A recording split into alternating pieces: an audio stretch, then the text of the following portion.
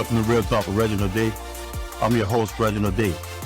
In today's episode, I interview with the host of Beyond Six Figures.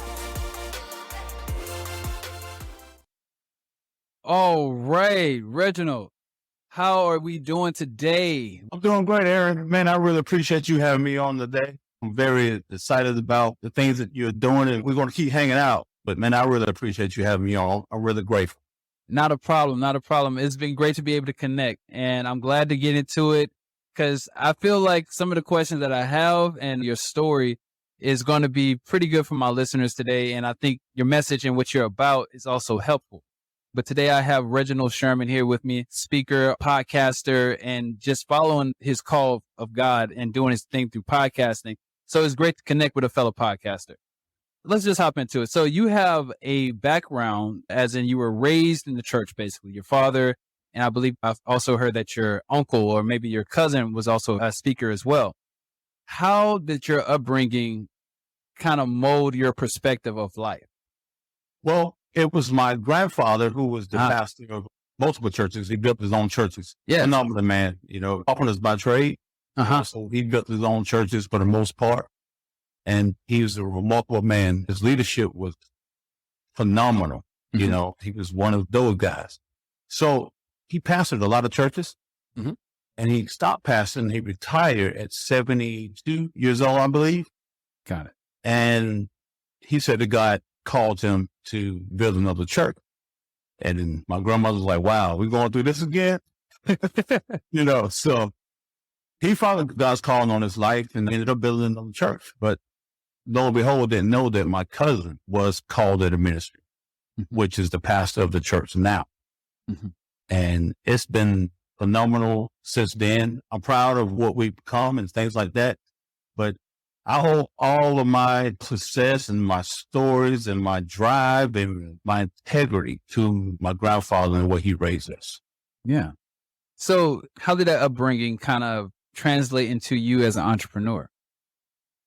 Well, my grandfather had a store in the community. It was a convenience store, meat market, and all that kind of stuff. He only had a third grade education. Yeah. He just believed in who he was. And that's what it is at the end of the day. Yeah. You have to believe in you. If you have a passion, you have a drive, you have a desire, you have to believe that you can do it because everything you have is inside of you. Yeah. And you can get it done. People are just scared to take chances in life. And if you're scared to take chances, man, I'm going to tell you something, Aaron. You're going to regret your life when it's all said and done. You got to take a chance. The people who are living the greatest life they could live right now, they took chances. They say, it's like a quote they have saying, people that are typically on their deathbed and wishing that they had more money is the things that they didn't do, the things they were not able to do. Is that kind of like something that you live by? Yes, exactly. That is what I live by. I'm blessed to the point I can take care of my family and things like that. But at the end of the day, if I don't walk in who I am and change people's lives that I'm called to do, to help people live a greater life, then I failed all the way around. You know what? Great segue. I wanted to dive deeper into your story, right? You mentioned that you had a fight with suicide. And I want to say that I know that's a tough situation. And I want to say congratulations for overcoming, surrendering to that feeling. Not only how did you do it, but you had a point where you said that you felt as if there were people that you were called to touch, which is one reason why you didn't submit to it. Do you feel like you've started to connect with those people? Yes. A lot of times when you're going through situations in life, people have to understand when you can dig down deep inside of who you really are, it's game changing for you. People make decisions because they don't know who they are, man. Yeah. They do things like suicidal things and drugs and all this kind of stuff to feel accepted. But at the end of the day, if you know who you really are and know why you're here, then you can go anywhere in life you want to go. You just got to have direction. People have to have direction, man. They have to. If they don't, then guess what? If you don't have direction, guess what? You're driving your car, you have no direction. You're going to be lost. Yeah. with no map, no guidance. So why are you here? Tell me, you came to you, what spoke to you, and what do you feel is your calling? Well, first of all, I feel like I'm here for a reason. Yeah. I was set apart. I feel God has a plan for my life. He's had his hands on my life, all my life. And I can see that. I can see that. So what gives me the drive and do the things I do is because it ain't about Reginald D. Mhm. It ain't about me. It's about the people who are assigned to what I'm doing. I don't care about accolades. I don't care about the money. I don't care about none of that stuff, man. If I can just change people's lives, that is why I'm here on earth. At the end of the day, when it's all said and done, I'm laying in a casket somewhere. People can say, that guy did it. Yeah. And how do you suggest people go about changing their lives or digging deeper and finding their purpose and their calling? Well, first of all, most people stay stuck on stop. Mm. You have these things that you want, but you don't want to change to get it. Yeah. People are afraid to take chances. They're afraid to change. In life, you have to shift, man. Aaron, you have to shift. Yeah. You have to. Life is not going to be the same every single day. Exactly. You're going to have obstacles. You're going to have challenges, but you got to shift. And I always tell people, in life, you don't have problems. You have challenges.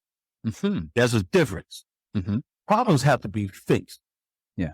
Challenges have to be overcome. And that's it. Yeah. Yeah. So I heard you mention that challenges, let me find it real quick. You were saying that basically the challenge never stops, but it can always continue to repeat. You'll always have this challenge maybe at a different point in life. You want to dig deeper into like the challenges and the difference between that and problems? Well, if you live a life full of problems, Mm-hmm. then you have other things going on in your life. If your life is full of problems, people problems, all kind of problems, you shouldn't have all these problems in your life. Yeah. Challenges should be the normal things that you deal with every day, that anybody deals with every day. Mm-hmm. I don't deal with a life full of problems. I don't deal with drama. Drama, problems, they're the same thing. Yeah. The challenge is going to come, but the challenges only makes you great. And you're walking in what you desire for your life and what you're trying to get. You can't have problems and walking in what you desire for your life because you never get it. Yeah. Problems is derailing. And usually problems start from people and things you allow in your life. Yeah. Challenges come from overcoming, taking you to the next level. I'm here now. I got to take this thing to the next level. That's just a challenge. Yeah. But you're on the right track. So with being built up through challenges, and I know it requires belief. Now, this is a topic that I myself have been having quite a bit right now with a couple of friends, and it's the idea of faith, right? And also how belief is tied to faith, but some people believe that within belief, there's doubt. But within faith, it's the absence of both doubt and the absence of proof. Because you don't have it, it's unseen at the moment. Can you tell us about that? Like, how has your walk been with faith and how do you define it? Well, Aaron, I'm going to put it to you like this. Mhm. People use faith two different ways. Okay. At least I do. Yeah. People say, I have faith in God that this thing is going to be what I need it to be. Mhm. But you got to understand, God said we are joint heirs with him. We work together. So you got to have faith in yourself that you can get the things done that you need to get done. If you don't have faith in yourself, you're not going to make it, man. Yeah. You're not. That power inside of you, all this stuff has been instilled inside of you from the foundations of the earth, from God. But you got to utilize it. You got to have the faith in who you are. Because if you don't, you'll fail. You'll quit every time. What do you think? Do you think we are not only afraid of what we don't know, but afraid of what we may assume? Like when you're walking in faith and the people who really would like to accept that idea, maybe get excited about it, right? But the idea of walking and separating yourself from what you already know, I think causes some hesitation with people. Is that something that you feel, as in why people we know what the power of faith, what comes with it, but yet we still sit back so we understand it, but yet we still don't accept it fully. Why is that? Because people are afraid of the unseen. Yes. They're afraid of the unseen. And what goes wrong with that is that you're looking at it through your eyes. You're not looking at it through your heart and through your potential. Mhm. You're just looking at it through your eyes and what somebody else tried to do the same thing and they failed. But that ain't you. You built different. Mhm. And you have to understand that. I've had challenges in my life, man. I'm like, I don't know if I could do this or whatever. But I realized, man, I'm just built different. Yeah. I'm built different. And I'm not scared of it. Yeah. I'm not. Mhm. I'm not. So that's who I am. I mean, people got to learn. They got to keep pushing, man. You can't be afraid. Yeah. You can't be afraid. Because if you live your life afraid of purpose and things that you want for your life, you'll never get it. Mhm. You never get it. Do you You think got to understand, you got to overcome it. Okay. The questions keep coming. As I hear you talk, I'm just, all right, bam, I got another one, because I love it when we can have conversations about it, because I feel as entrepreneurs, right, we are taking one of the greatest leaps of faith.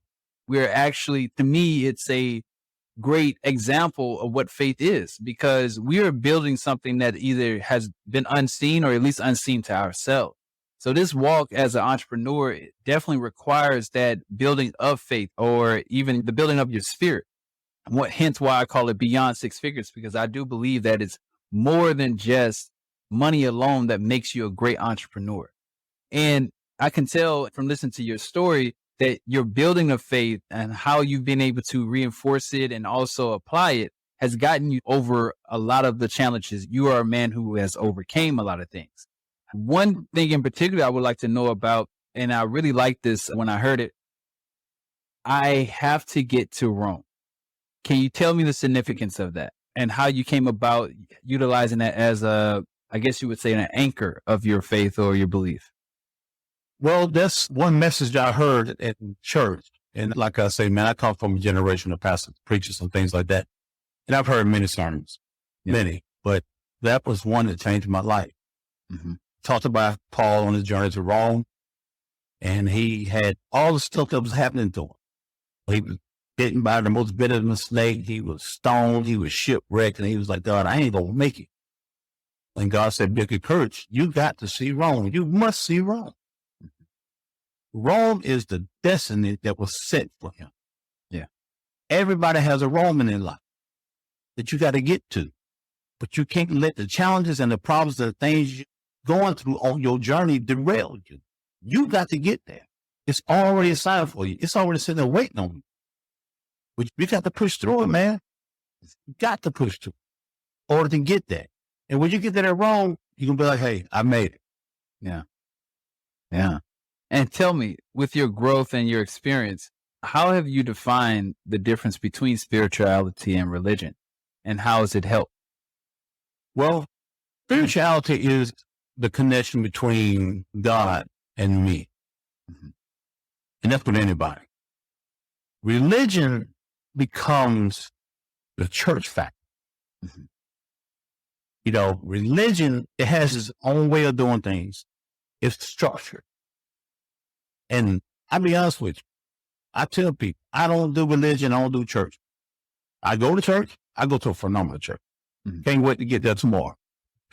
But the thing about it is that church, not all churches, but I've seen a lot of churches hurt people because of these structures. For instance, I was a part of this outreach team at one time. Mm-hmm. And one of the young ladies on my team called and said, hey, I'm at this house with this single mother with 3 kids. They don't have any food. She was picking them up to come to church. And I was like, where you at? So I swung by there on my way to church. Walked in there. There was 1 jug of water in the refrigerator. That was it. That was it, man. So we took them to church. After church, I went back to the finance room and I was like, hey, I got a single parent with 3 kids out here that don't have any food. I need a voucher because we had vouchers for the local grocery store that you can go get food. Well, the man that was head of the finance committee said, hey, we don't give vouchers after Tuesday. I was like, well, what are you talking about? Oh, wow. I said, really? I said, man, they hungry right now. I said, what are you talking about? Tell them to come back Tuesday. I said, man, you full of it. Yeah. I said a lot of other stuff I won't tell you right here. You on the air. Hey, It got crazy. It got a little crazy, but that's who I am, man. It's my passion, So yeah. with all said and done, we got the food. We got the food. But she witnessed that back and forth with him and I. She never came back to the church. So I'm over that kind of stuff, man. I'm a kingdom-minded person. I do kingdom. I don't do church. Yeah. Kingdom people take care of the community. Kingdom people help people. Yeah. That's what I do. So that religion thing, I respect people who've been in church 50 years, 40 years, and all the stuff they do. I respect church and all that kind of stuff. But me, I'm different. I'm built different for it. I was actually speaking one time at this church. This pastor called me to speak at this men's conference he's having. So I went and I spoke.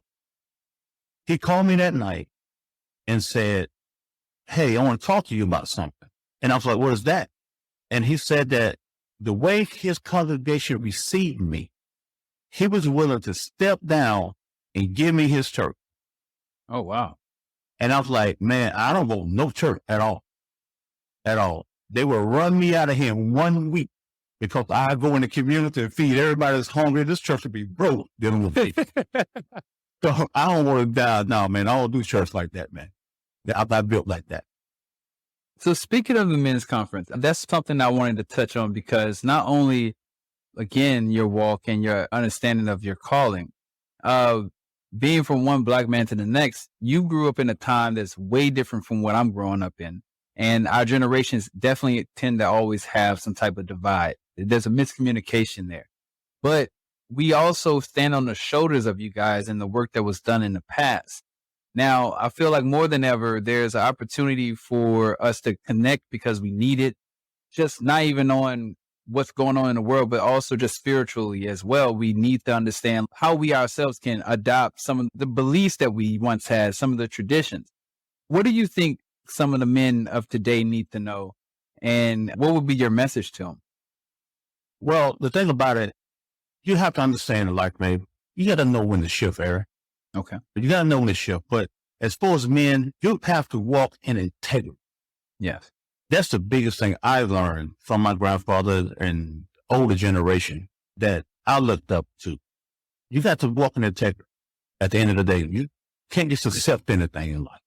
Yeah. You got to do what's right and you got to accept what's right. And I'm willing.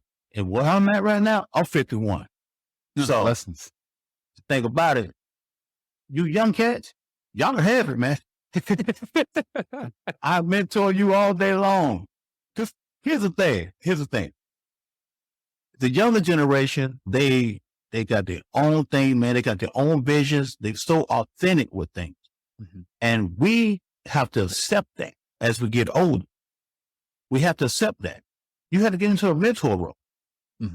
A lot of times. Let them go. They got the zeal. Let them go get it. Yeah. Trust what they're going to do. Because they're going to take it to the next level.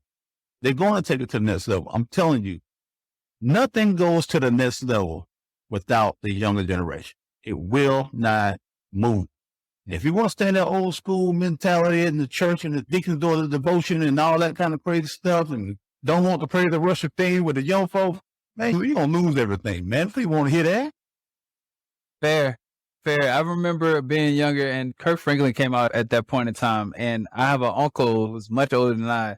He wasn't having it. Didn't even like that. So you can see the divide or the difference between the cultures and generation, even when new music or new ways of relating to the youth come about.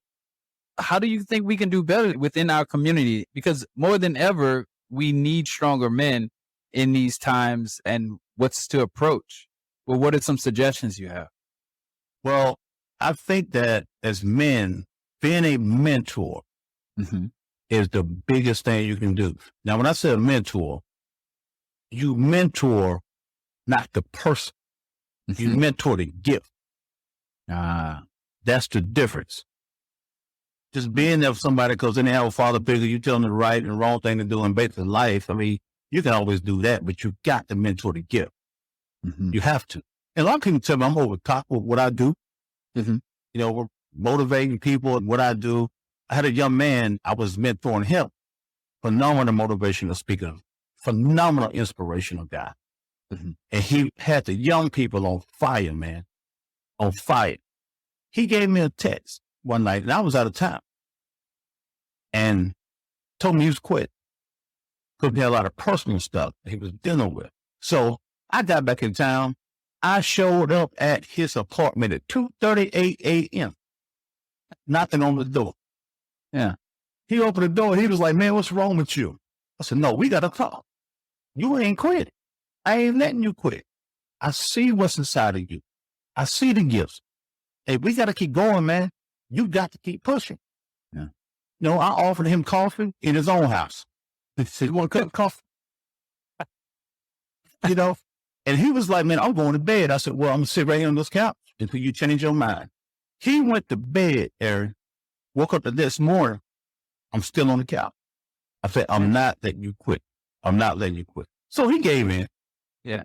I mean, you can't argue with that. You offered me coffee me in my own house. Right. So he gave in. But the thing about it, I look over his life right now, man. He's been running for office. He's a politician, man. He's doing crazy stuff. Yeah. And you can't let people like that quit, man. Because who life you're going to affect if this guy quit? I saw the lives he was touching. It wasn't about him. It wasn't about me. We weren't making any money. I wasn't making no money off him. But it was like, man, you got something going on, man. You touching these lives, man. You can't hurt these people. Yeah. And that's the way I felt about it. My passion is like that.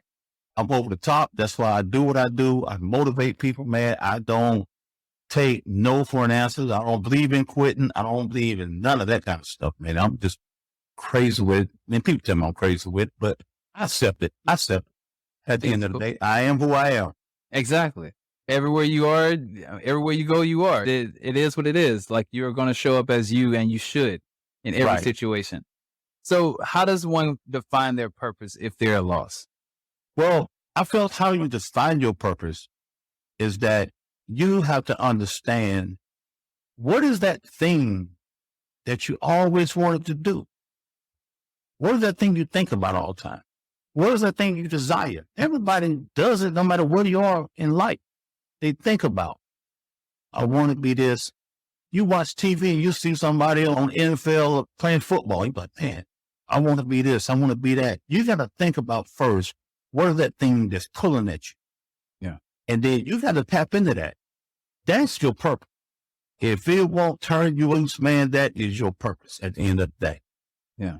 And you have to go for it. Now, once you understand that, once you understand it, now you got to work the process. Okay. How do I get here? Yeah. And that comes with work. That comes with effort.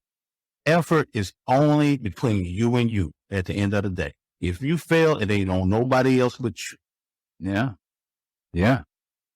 Do you remember your first time when you either felt God or heard God and received your purpose?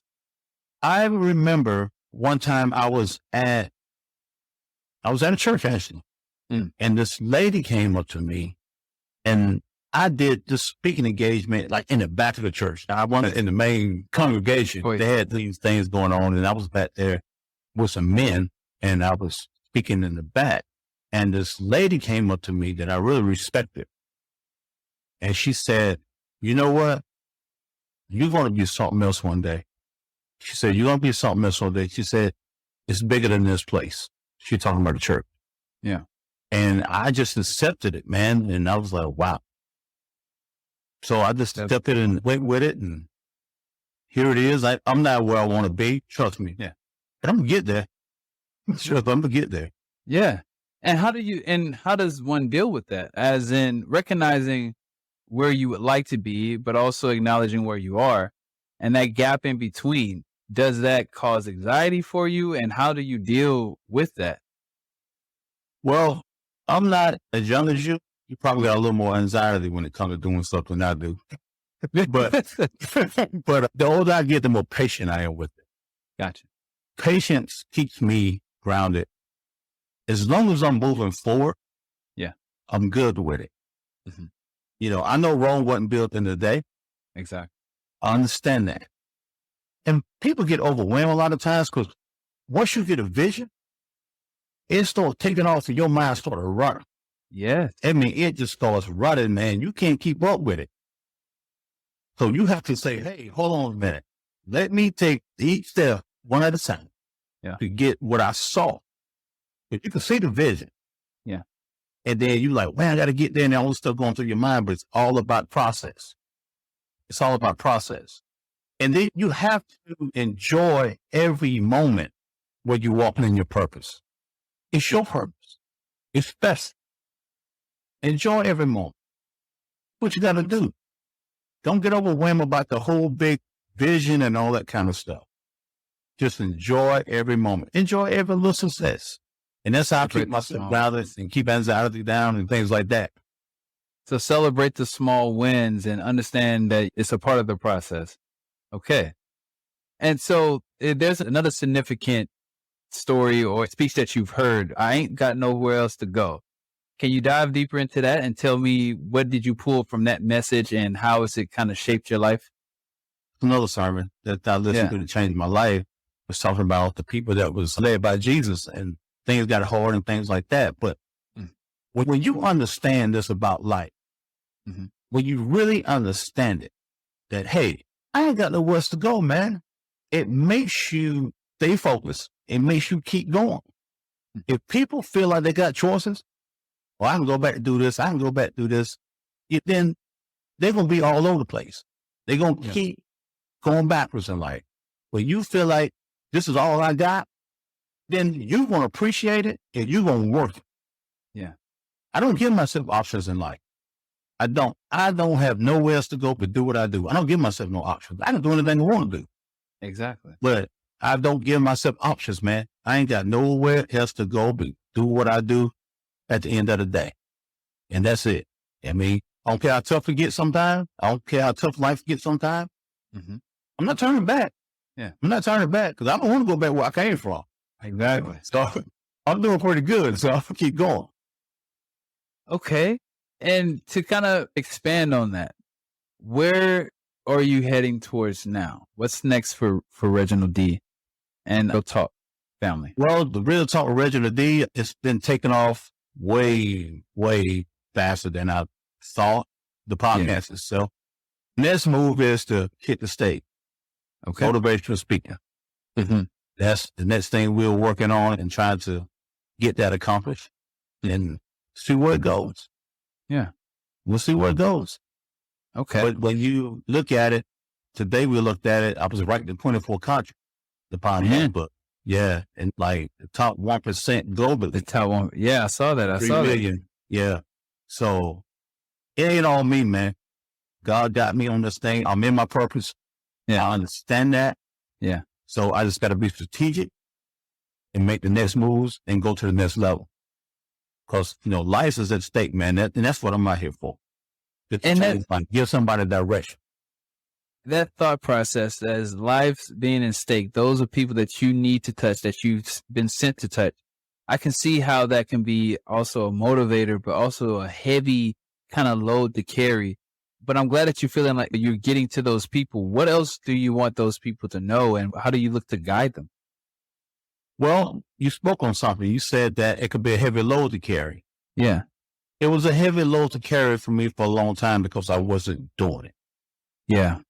It was on me, but I was just procrastinating. And then once I got into it, and I would get feedback of people, you changed my life, things like that.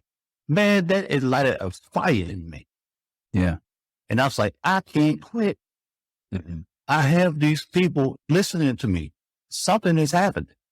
And I got to make sure that I stay in this thing to help change people's lives for the better. Everybody deserves a great life. They just don't know how to get to it. They don't.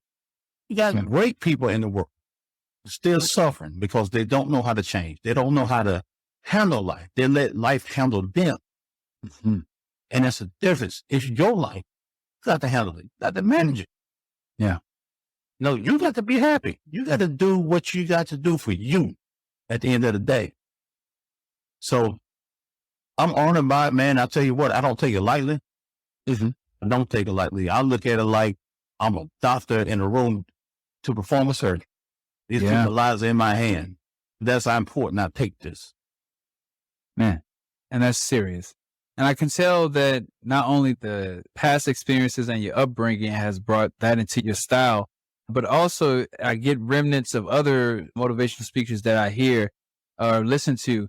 Could you tell me some of the people, aside from your grandfather and your cousin, who are some other motivational either speakers or other authors that you may have read or listened to that kind of help guide your thinking? Well, I listen to a lot of them. And I'm going to be honest with you. I love them and I like them. Yeah. But on my own authentic self, man, when I listen to them, I be like, they fire now. Don't get me wrong. Eric Thomas, E.T., all these cats, they fire, man. But when I do my own thing, when I do me, I'm like, man, I'm not them. You know, I'm my own me. Yeah. I just love the passion that they bring and the things like that and the insight and all that other stuff. But at the end of the day, I have recognized that I am my own authentic Reginald D. I'm my own brand.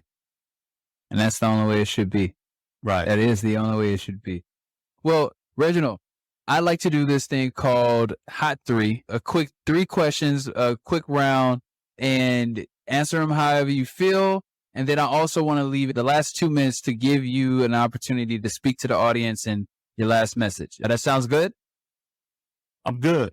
Okay. All right. So, first question. What is the last book you read? The last book I read was Politics of Jesus. Politics and Jesus. Let's go. Okay. And 3 minutes left on Earth. What song are you listening to? I Am.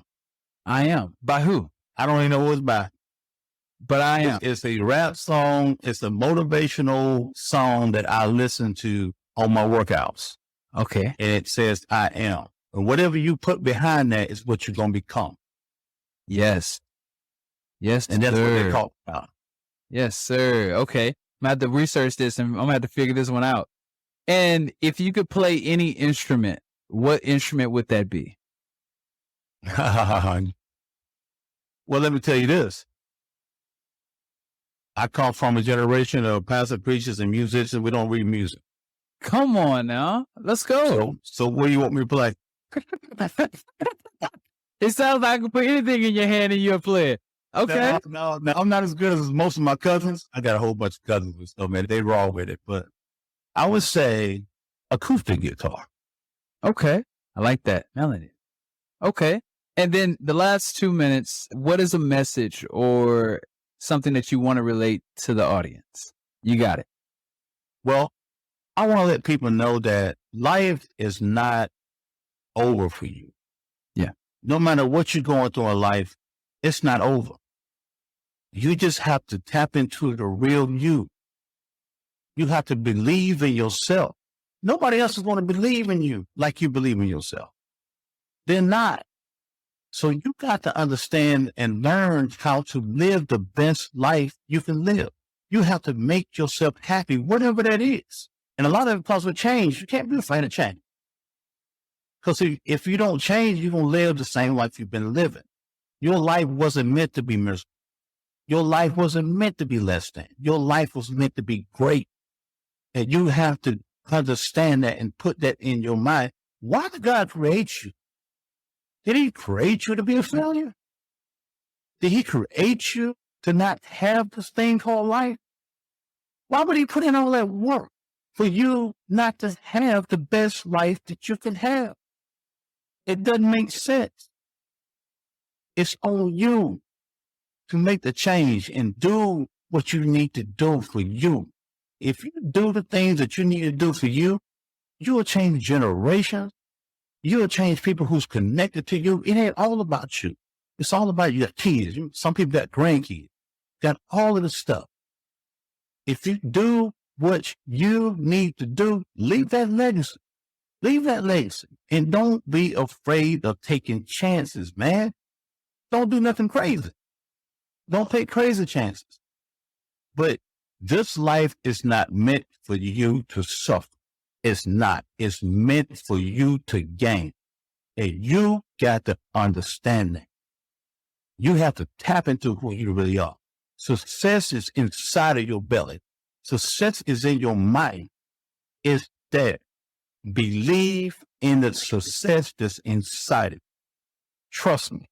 When you believe in you, can't nothing stop you. It can't. It's game changing. Yes, yes. All right. And Reginald, can you tell the people where they can find you and how they can reach out for you and what you have next? Well, you can reach me on social media. I'm on Facebook, Instagram, YouTube. It's called with Reginald D. I'm on Apple Podcasts, Spotify. So check me out. I appreciate it and things like that. We're going to keep going this journey together. I feel like this is a journey. That's what keeps me in it. It's not like once a week I'm speaking to somebody and that's it. It's like a journey. And as things come to me, give it to my listeners and things like that. So I'm excited about this journey we're going on now. We're growing together at the end of the day. We're growing together. And then, like I say, the next thing is to get out here and do some motivation speaking and do some conferences and things like that. So I'm excited about that too. I'm excited about the next level, but I'm more excited about the people that is listening to me and their lives has been transformed through what I'm talking about in my teaching. I don't look at myself like I'm this philosopher and all this kind of stuff. I'm just me. I have a gift and I realize I have a gift. So I have to use it. If I don't use it, then I'm letting myself down, I'm letting God down, and I'm letting the people down. Because I understand that there's a lot of people, such as yourself, touching people, but we can't touch everybody. You have to understand that there is a set of people, and this is the way I feel every day I get up. There is a set of people that's out there hurting, waiting on me. So I have to do what I got to do. If I don't show up, what's going to happen to them? And I continue. So I just take that burden with me every day. And then I'm going to do the best I can with what I got, man. That's how I am. Word. Well, there you have it. There it is. Check him out on all platforms. And also check out his podcast, Real Talk with Reginald D. It's been amazing. We've been able to go over faith, his history, and what he has coming up next, and his walk and journey with God and what he's doing with his podcast. So, Reginald, I really appreciate you being here today. I'm going to continue to tap in on the podcast and follow the journey. And thank you, my man. Well, I appreciate you, brother. I appreciate you, Aaron. Yes, sir. Blessings. Same to you. Thanks for tuning in with Real Talk with Reginald D. If you enjoyed the show, please share with anyone you think that needs to go on this journey with us on making you a better you. See you next time.